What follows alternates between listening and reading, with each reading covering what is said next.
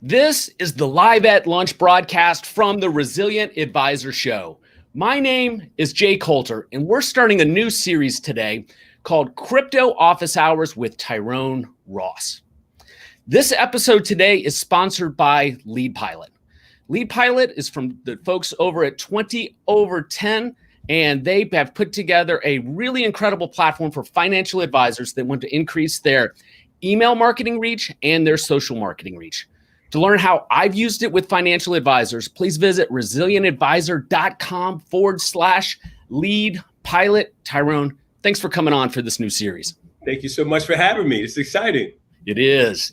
So I want to start with a story, and I don't normally do that. Let's do it. All right. 3 years ago, I noticed a lot of my advisor clients were dealing with their own clients getting marketed reverse mortgages. And it was almost an epidemic. At least that's how I looked at it. So I did a little research and I found some folks that were experts on reverse mortgages to come on the show. And I'm talking about some academics.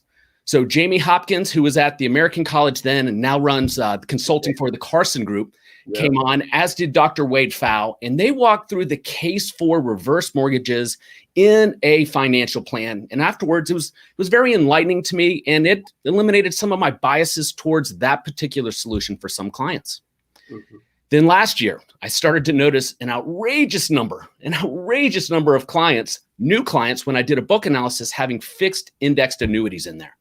And to me, as somebody who's been in the business for almost 25 years, that didn't seem appropriate. But again, it was based on a bias. I didn't understand the product. Mm-hmm. Brad Johnson from Advisor Excel came on and articulately spent an hour with the audience walking through why it could be appropriate for some clients to have fixed indexed annuities. It was another opportunity for me to learn and kind of bury some of the biases that I had just through education. Mm-hmm. Now, Tyrone, we're going to tackle the mother of all biases. I don't believe in Bitcoin. I don't believe in blockchain, but I don't understand it. Right. And I started doing some research on it, and then I realized I needed to create a series. We've got a great group of thought leaders from the space coming on to educate advisors, but by far the number one requested guest was you. And I want listeners to know, when I reached out to Tyrone, he responded within 2 minutes. And he said, Jay, I'm happy to help. I picked up the phone and called him, and we spent half an hour. And the passion that Tyrone had about the space just made me more excited. And in fact, we decided, instead of just doing a simple interview like we're going to do with some of our guests, Tyrone is going to be here to answer questions. And these are questions specifically for financial advisors. And Tyrone, my shameless goal is to make this, the Crypto Office Hours with Tyrone Ross, the number one resource for financial advisors that have questions about crypto. I love it. So if you're watching live, it's really simple to ask a question. You go into the comment section and type in your question. It somehow funnels through to the system that I use, and we will ask Tyrone live on the show. So to give you a simple example, the first question comes from my wife. She says, today's sponsor is Lead Pilot. Learn more. We were actually going to try to make a funny there. She was supposed to post something about taking out the trash. That's how simple it is. But Scott McKenna is tuned into us today. He said he's been waiting for this one. Scott, appreciate you recommending me. He led the charge there. So shout to Scott.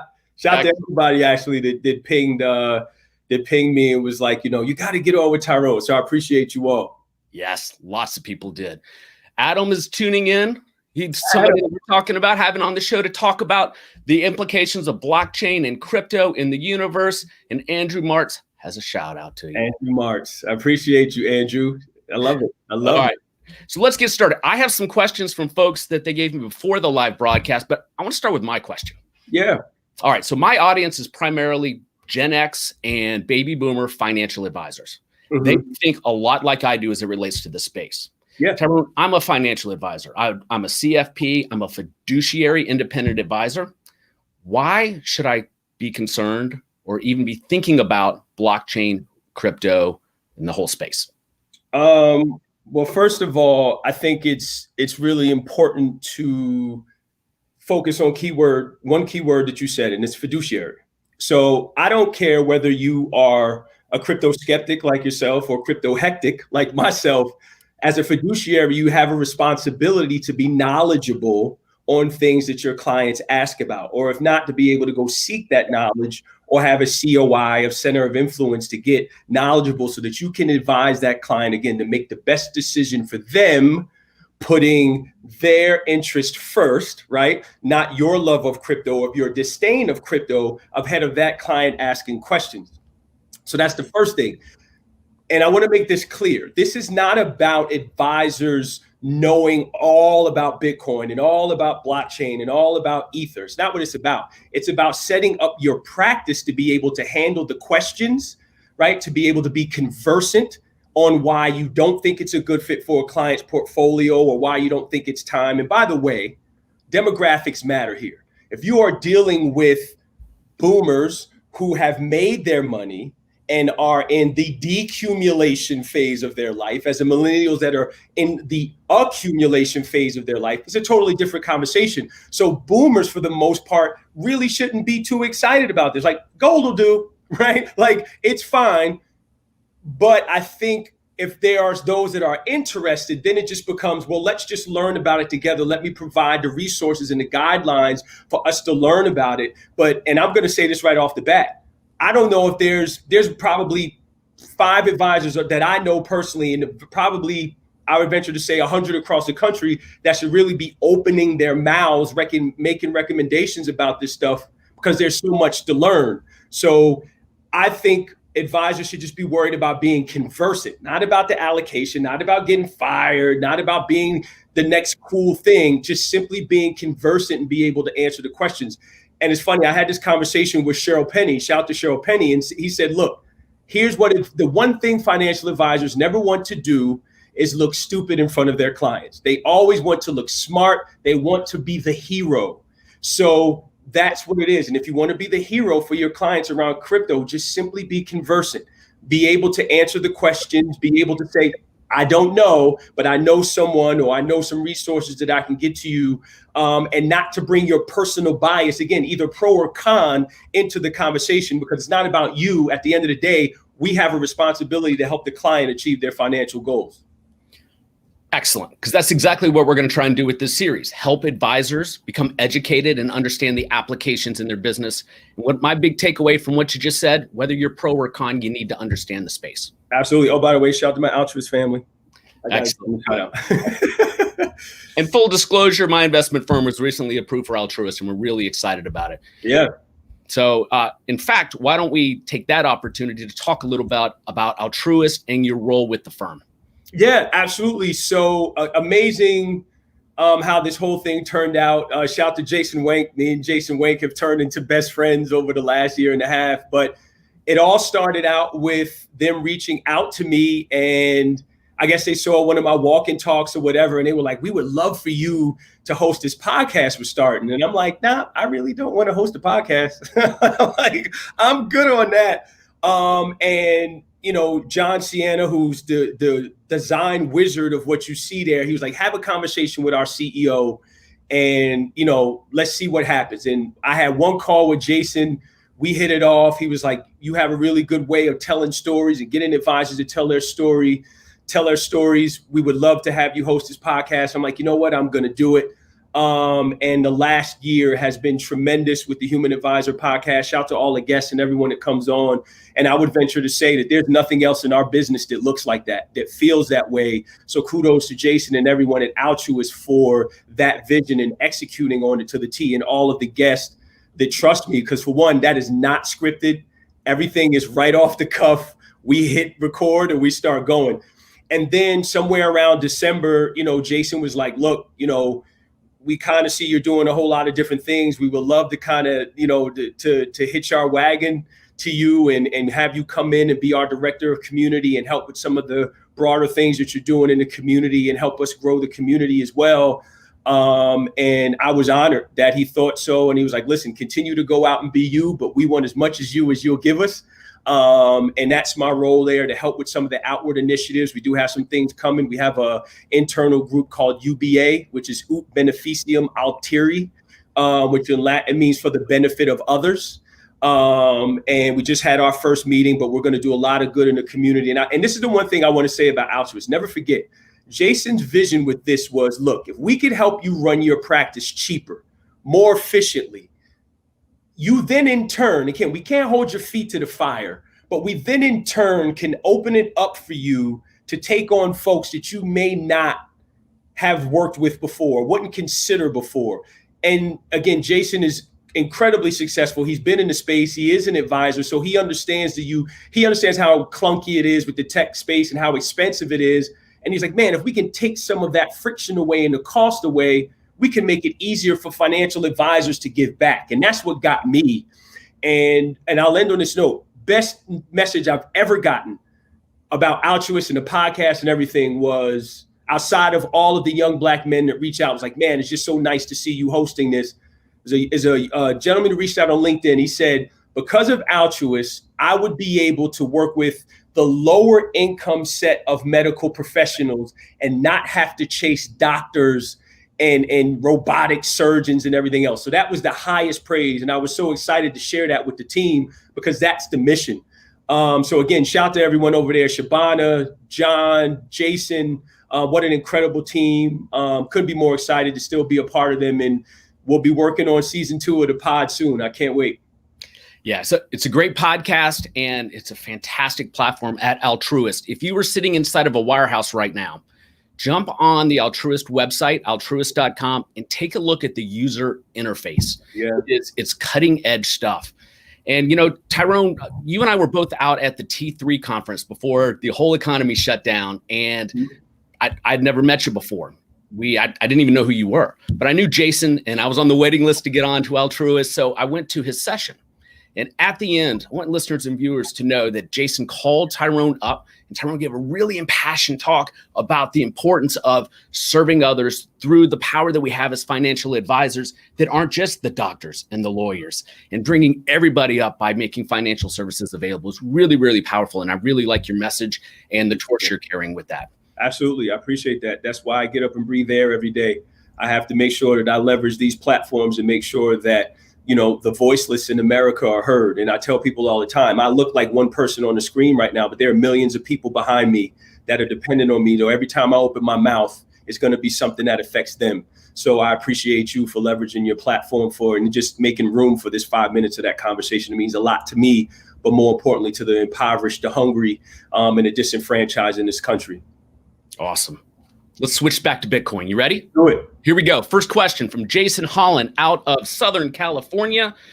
He said, why can't you recover stolen Bitcoin? That was his first question when I said I was bringing on an expert on Bitcoin. It was going to be a Q&A format. And he said, I would never, ever invest in that space because I read stories about stuff being stolen. Why can't you get it back?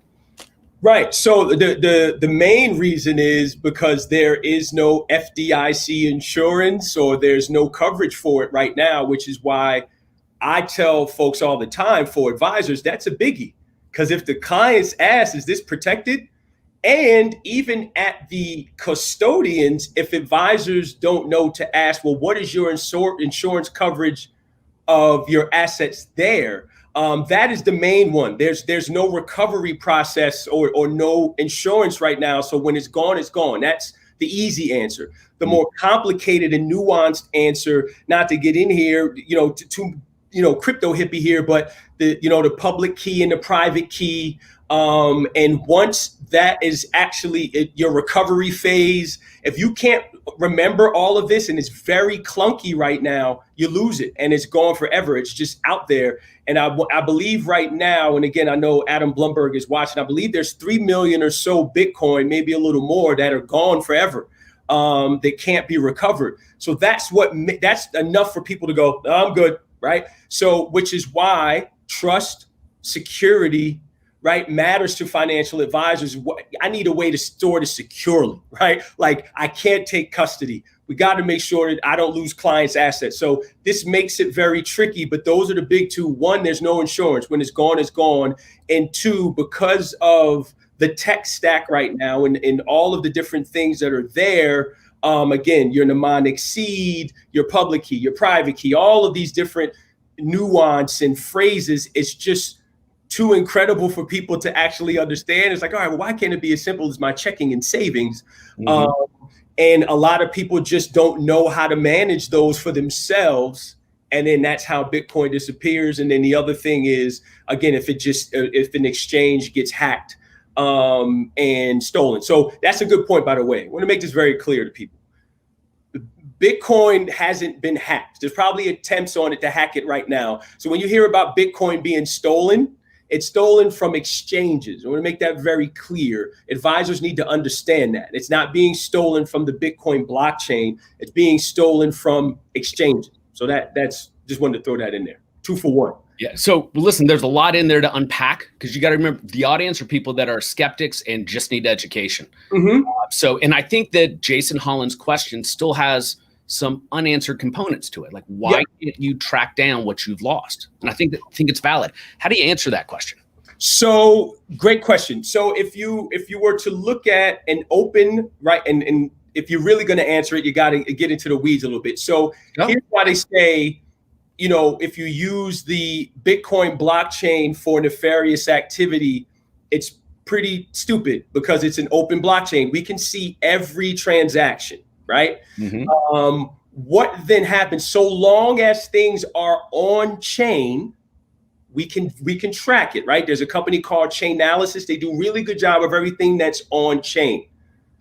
If the Bitcoin is moved off chain, it's over, right? So perfect example. If I have, and this is probably the best way to put it, if I have money in the bank and I'm doing all my transactions in the bank, I could be tracked. PayPal, Venmo, ACH, wires, or you can track everywhere I'm sending money. If I take all my cash, you have no idea what I'm doing with that money. And if I have $1 million in the house and I'm just going to do it myself, and then I come back to the house and I took 500 out with me and now I have 500,000 left in the house. If I come back and that money's gone, that's it. I can't go to the bank and be like, I'm covered, right? It's covered so long as it's in your account. Your Bitcoin is traceable. We can see what's going on with it so long as it's on chain. So again, I hope that kind of gets folk to understand it. And because once you take it off, now you have the responsibility to secure it, right? And there's a lot that goes into that, which is why, again, you have hardware wallets and the ability to put it on a hardware wallet, which again, you have a seed phrase, you have all these things you have to write down to remember. It's not as easy as calling a customer service, Satoshi, hey man, my password. It's like, it's not that easy. So I think that's the best way to put it is, again, once my cash is in the bank and my brokerage accounts are covered and everything's covered, that's great, right? Same thing. So on chain, it's because you start to get into the nuance of hot and cold storage. Cold storage is offline. Hot storage is still online, right? So there's some differences there to simply being still online, but again, that still can be gone forever if hacked, right? Can I stop you for a second? Sure. There's so much there to unpack. One follow-up on that question, and then we have some other ones coming in from folks that are watching live. So if I have a Coinbase account, I put $50 in it a year and a half ago just to see how the process worked. Is that secure? Is that a wallet? It is a wallet. Is it secure? Yes, to an extent, right?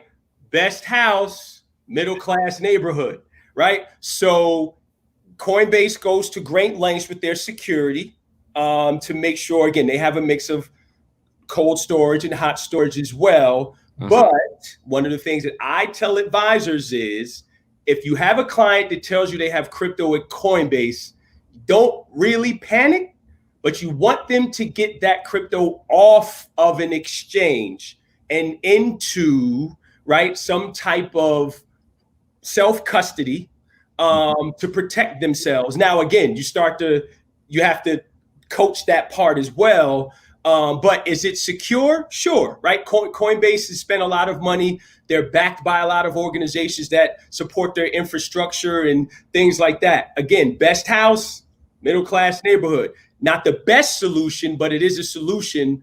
All advisors should be aware of that, because if your clients are buying away from you, they're probably buying at Coinbase. And again, I want to make this clear. Coinbase does a good job of making sure clients' crypto is secure. For the average retail client, amen. For a financial advisor, no, no. Now, here's the thing with this. Very important here. If a client discloses to you that they have those assets there, now you got to get into CYA mode.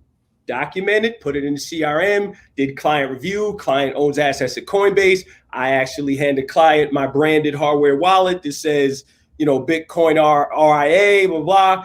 We'll discuss with client the difference between self-custody and custody in the Coinbase, because now that client said, I got 750,000 in Coinbase, and now that money leaves Coinbase, it's hacked, it's gone. I told my advisor knows I told him. And then the advisor didn't take the next step to document it and say that that's a better option. You're on the hook. I'm sorry. Ask any compliance officer. They'll tell you that. Other thing is there precedent for that? Have you seen those types of enforcement actions? What there will be, though. There's been close. So perfect example. There will be. Perfect example. I won't mention the advisor, but recently an advisor reached out to me, said just last week, client had 20 million or so at Coinbase, didn't pay taxes on it, was getting paid, was going, see what I'm saying? Mm-hmm. So now you're playing catch up, trying to do all of the things that you should have done before. So again, it's really important. And here's the thing, there is precedent in the traditional world. This is that much more precarious because, again, and this is so tough because what we're trying to do is educate advisors to simply understand what is happening now. Mm-hmm. Well, everybody watching, 10 years from now, advisors will not touch a client's crypto. Advisors will get paid for their advice, their guidance, for planning, everything else, because the retail side is more robust than the institutional side right now. The options for retail are phenomenal. And as Gen Z and as the youngest millennials who are 25 and younger start to come into this, they don't want your grubby hands and your AUM model. So that's way out. I say all that to say with this right now, there is a precedent set from with some of these things with traditional assets, but advisors are going to have to get used to reprofiling clients to make sure if they own crypto, how much, the tech savviness, our risk tolerance and investor policy statements need to change today. If you know a client owns 100%, your estate planning has to change today. So just backing up there, it's really important to understand that once that client discloses that to you, and again, I've heard cases like this when I was at Merrill of a client holding any type of asset or anything away from the advisor, and they told the advisor, and it was mentioned in plans and things like that. Like, well, are you advising on that or not? Or what does it mean? Do you understand it? Why did the client tell you? It could get messy. And it will get messy for advisors, not only for that, but for them using some of the products and tools that are out there right now, simply because it's solving a pain point in terms of ease, but not necessarily of, again, what we are responsible for, best interest of the client. Two totally different things. All right, Tyrone, lots of follow-up questions in there, but let's go to a question from the board. Scott McKenna, and I think we may have addressed some of this already, or you may have. Do you recommend using a hard wallet for storing clients' crypto? And should they hold it or you? Every financial advisor should not store anything for a client at all. Don't touch, no hold any keys, don't store anything for a client. Again, we can't, right? We can't custody. So if we definitely can't custody this. So no, what advisors should get familiar with is something called multi-signature. If you are going to work with the client to do that, meaning that there's keys that are held, maybe one with the estate attorney, one with the custodian, one with the client, right? Now, I do recommend advisors have conversations. So I've had this conversation with clients. They hold their crypto on a hardware wallet. I do suggest that, right? I tell every advisor, go to Ledger, get your firm name branded on some hardware wallets with Ledger, keep them in your office. So when a client tells you they own crypto, slide it across the table with a copy of Crypto Assets by Chris Berniski. Must make that part of your little welcome package or whatever. So advisors should not hold any keys. Don't open accounts for clients. Stay away from that. But give them the options and know what else is out there for them. Again, Unchained Capital has a great multi-sig solution if clients want more robust, and again, profiling the client, their tech savviness, and how much of this they actually know, which is profiling the client, which is clear here. If a client is not that savvy and they just bought it because, don't take any of that responsibility, document it, right? Make sure that you're giving them the options to store it. And then the other thing is this, that same client was like, all right, I got it on a hardware wallet. Now what? What if I lose that? I'm like, that's the issue. Safety deposit box, keep it in the house. So these are all of the different things that advisors have to deal with eventually, because the thing with crypto is it moves so fast. And then once you solve something, the client is going to come back with something else that you're going to have an answer for. And this is why I say practice management is what it's all about here. For all of the advisors watching, again, I'm going to make it very clear. You will not get fired because you didn't put the client in Bitcoin. You will get fired because your practice is just not set up to handle all of the demand and the questions and the eventualities that are going to come. And they are coming fast and furious. And that's why we're doing this series. All right, so let's talk for a minute about your firm, Onramp Invest. Yeah. Tell us a little bit about what you guys, it's a new firm. Tell us about your role there, what the mission of the firm is, and how folks can learn a little bit more about it. Absolutely. So shout out to all of my Onramp family. I know they're tuned in now. We're a small family and we're a growing family. So I recently took over as, that's our, it should be refreshed. There should be a new landing page there. But we recently, there it is. There's the new one. So I pulled it up before the broadcast, Tyrone. That's why it was on the old one. There it is. We worked hard on that. Shout out to everybody that's been scrambling to get that up there. So as it says there, right, what we're focused on now is for advisors to be that on-ramp for them to be able to allocate clients to crypto safely, efficiently, to be able to build, to do performance reporting, to do it all in one portal. It just simply doesn't exist right now. And I feel like there's nobody uniquely to answer that question than myself, because I've had to build a practice in crypto without these tools. So we want to be that platform for advisors to log in, simply be able to look at their screen, be able to model, show the client give approval, the advisor go back, be able to put in that trade goes through, it's safe, secure, at a custodian that advisors would all, feel comfortable with, like Fidelity, and then give advisors the ability to build. Because that's one of the big issues here, the trust, the security, and advisors simply can't get paid right now for that, which is why they want an ETF and some other options to be able to be paid for this, as they should, and should be compensated for being able to advise around it. So that's what we're doing with Onramp. We're really excited. I have a unique vision on the blind spots and the choke points here. And again, we're going to have a mobile app as well, which again, when we get to the final iteration of the product, we want for advisors to be able to communicate with clients through the app, going back to compliance, for, everything to be archived, for the client to be able through the app to say, you know what, yep, click these 3 buttons. The advisor walked me through crypto, this, that, whatever. They secure it. Not a second before the client approves, the advisor can say, all right, great, client approved. Advisor could put the trade in. Everyone gets confirmation. Compliance is happy. Advisor is happy. Client is happy.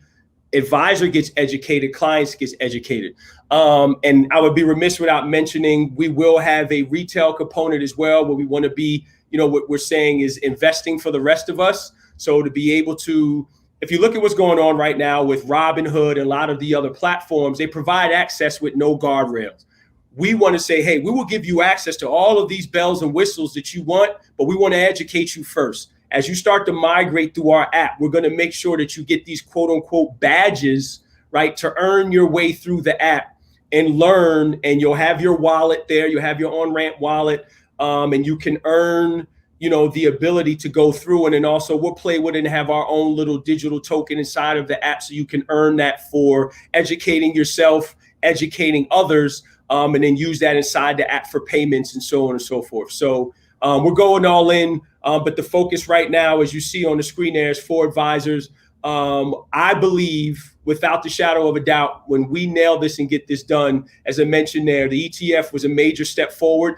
We are going to be that company that breaks advisors through to the other side. And there's a wall here and the levee hasn't broken yet. And when you look at, the recent news with Gemini and blockchain AI, everyone wants advisors in the pool. And I said that at the beginning of the year.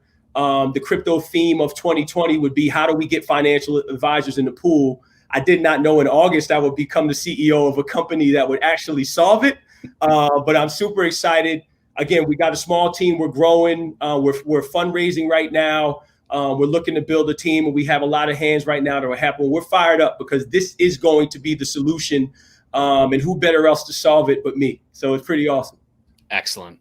Hey, on future broadcasts, I'd like to go a little bit deeper on exactly who should be looking at this in terms of, independent advisors, what type of affiliations they need to have. What I really took away from the way you explained the platform that you're building is you're not just going to let anybody get on it. You're going to have to be educated on crypto. Sounds like you're almost going to have to become an expert on the space, or at least an expert at communicating about it before you allow people to use it. And I think that is a lot different than most firms as they roll out a product. And really quickly there, this not only applies to Onramp, but I think this applies as well.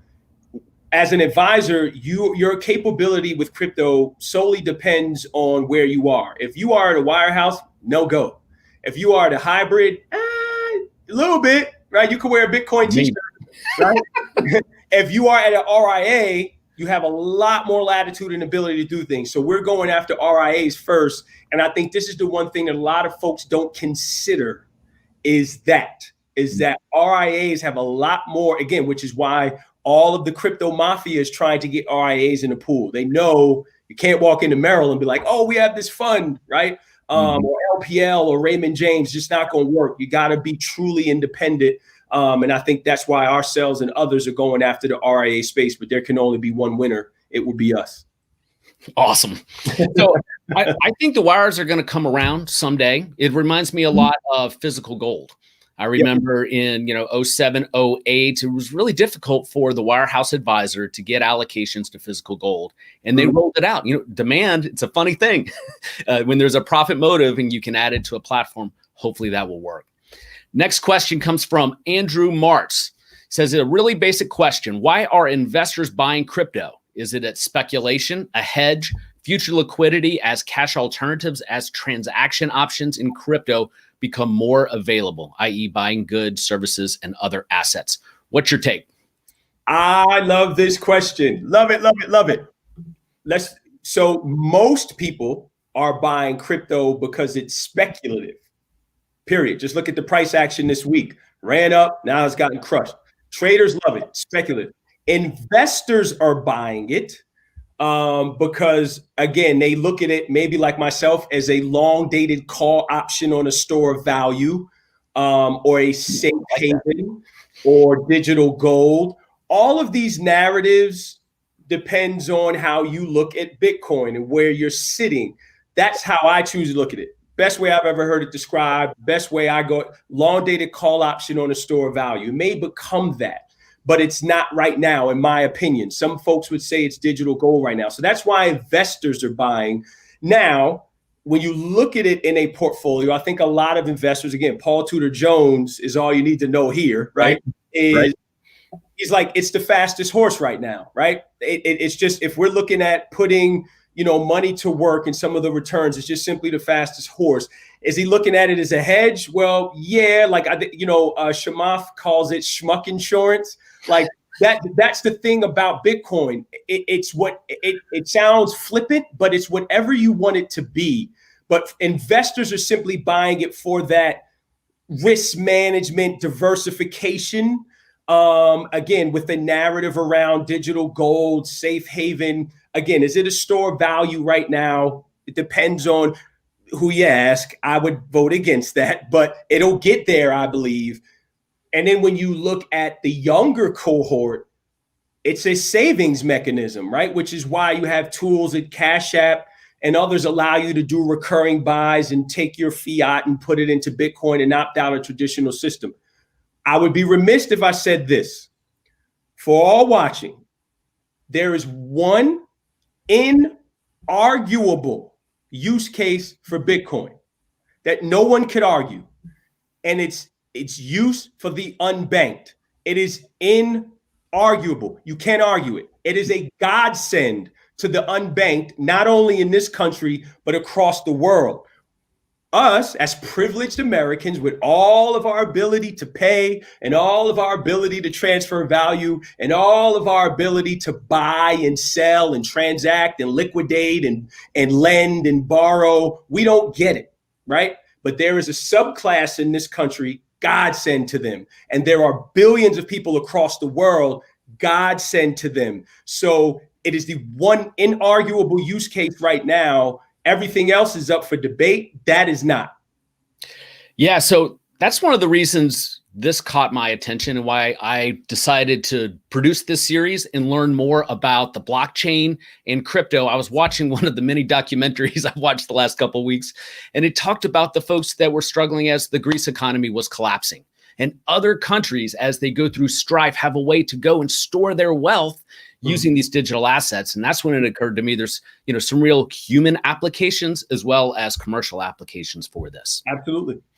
All right. Before we get to our next question, a programming note. Next week on the Live at Lunch series, we're going to have Lenore Hopkins from Tematica Research going to come on and share her views on the macro economy. Brian Moran from Flex Distribution is going to come on and talk about his new platform, Flex Distribution, and how they're creating an environment of cooperation and competition. Penny Phillips is going to come on and share her thoughts on some best practices in the practice management space. And Clint Sorensen of Wealth Shield will come on to talk about his firm's trend report for the month of August. Next question, Tyrone. This is from Sid Padkey out of Memphis, Tennessee.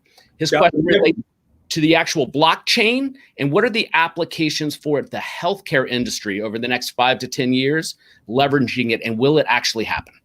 That one didn't pop up. So give me the beginning of it again. Yeah. So his question centers around the healthcare industry and the applications for them on the blockchain and how it might be able to have an impact on that industry. All right. So here's where I get it's a little funny.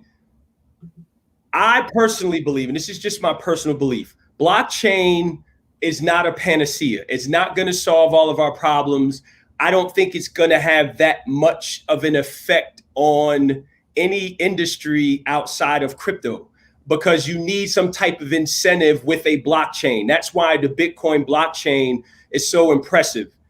We have plenty of systems right now that work just as well as blockchains, if not better.